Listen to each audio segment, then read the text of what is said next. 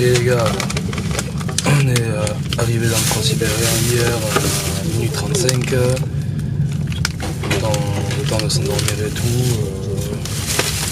Il y a eu pas mal de temps avant de s'acclimater à la température parce qu'il fait super chaud. Bon là ça va, 25. Là ça va, il fait 25 degrés dans la Transsib. Voilà, on va arrêter. Et Robert, qu'est-ce que tu penses de... Qu'est-ce que je pense? Il faut pas être trop grand. Clairement, faut pas être trop grand. Parce que les lits sont petits. Mais ça reste stylé. C'est plutôt stylé comme ambiance. Genre, ça change de Moscou. Ouais. Au niveau du paysage. Ouais, des paysages. Ouais. On a plein d'arbres et tout. Genre plein d'arbres typiques. C'est plutôt pas mal. Ouais. À faire. Ouais. Bon, vous voyez que on a une petite table pour nous. Dans un petit couloir.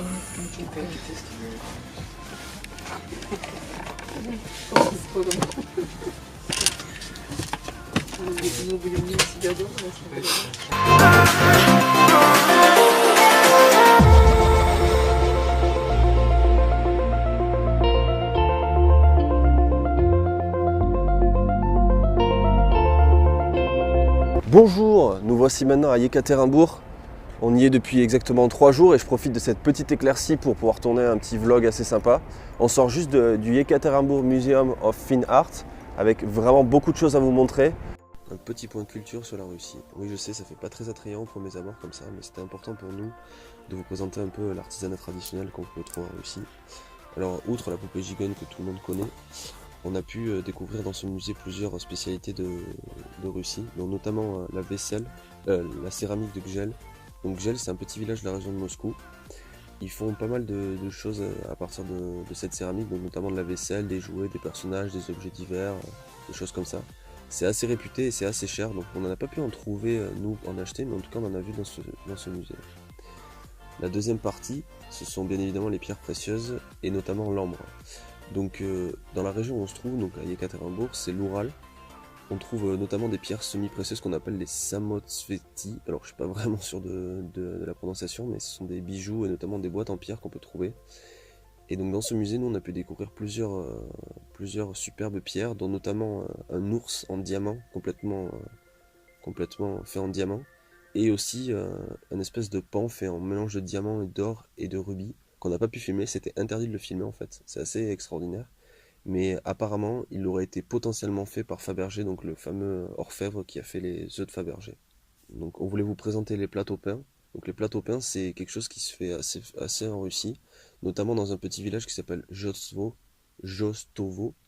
donc qui est un petit village de la région de Moscou. Ce sont en fait des plateaux métalliques sur lesquels des fruits ou des fleurs sont peints à l'huile, en couleur vive notamment, sur un fond noir. Donc là on peut les voir normalement en fond.